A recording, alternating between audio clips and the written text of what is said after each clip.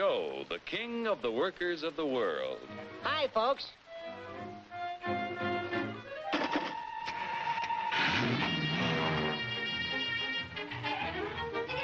Joe's the king because he can buy more with his wages than any other worker on the globe.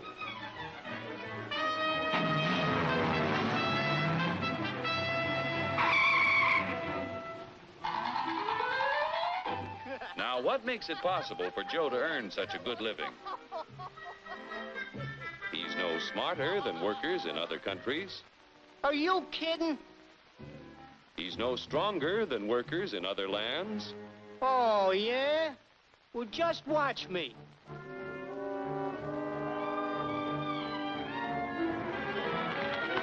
Ow! Just because Joe's an American doesn't mean... Yeah? Well, being an American is the best thing in the... Oh! My back! Sure, being an American is great, but how could you be superior to any foreigner when you or your folks might be any one of a dozen different races or religions? So, if you're no Superman, it must be the American way of doing things that makes you the luckiest guy in the world. I don't think I'm so lucky. You don't? Well, let me show you. Hey, what's that gadget? Television? No, it's a time machine. Just pull that lever. We'll see how people worked 100 years ago. Hey, this I like. Oh, that's too far back. Try again. We want to stop at 1850. Who's the character? That's your grandfather, Joe. Oh. He had to work 69 hours a week to earn a living because he had only inexpensive hand tools and his own strength to help him make things. Your grandfather was a powerful man, yet his strength equaled only 1/10 of a horsepower. You have hundreds of horsepower in this costly giant of a machine to multiply your strength and efficiency 1,000 times. This makes it possible for you to earn more than any worker in history.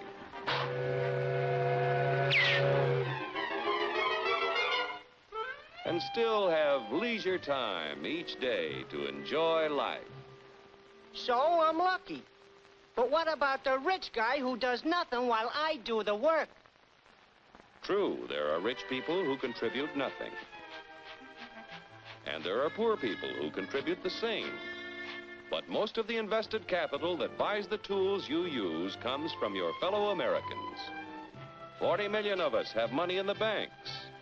70 million of us own insurance policies.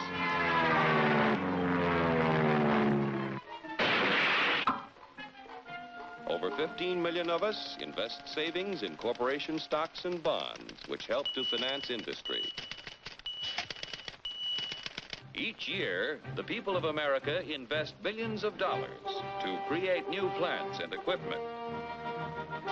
This invested capital buys the tools which make a man's labor worth more because he produces more.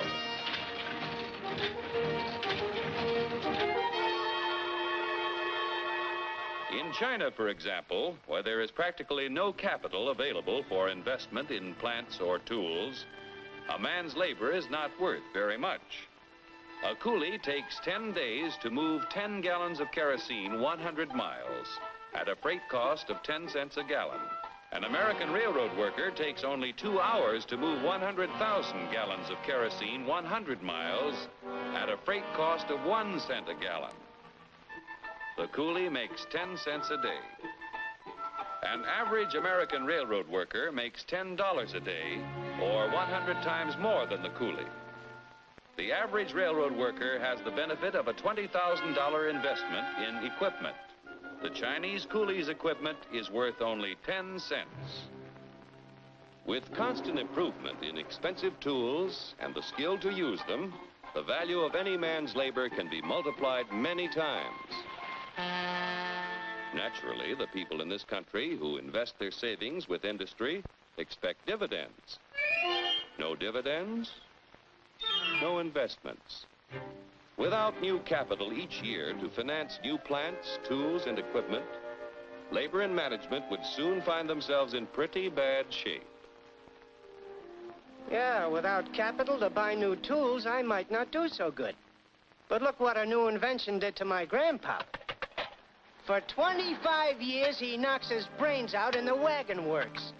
Then along comes the gas buggy. Need I tell you what happened to Grandpop?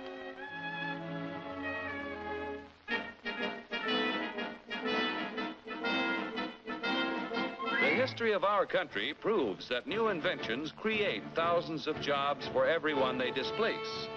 So it wasn't long before your grandfather had a better job at more pay for less work.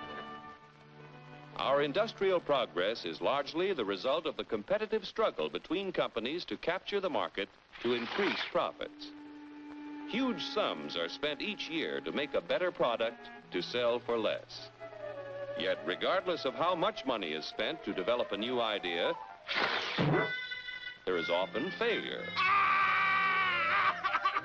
When research proves successful, everyone shares in the accomplishment.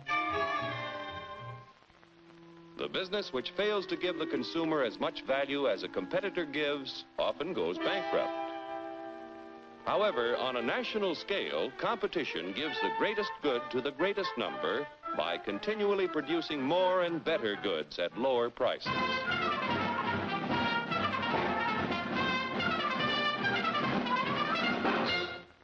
The American way of doing things makes it possible for more people to own their own homes.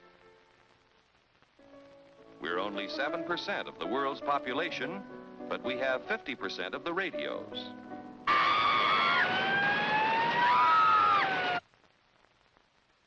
We have 54% of the world's telephones.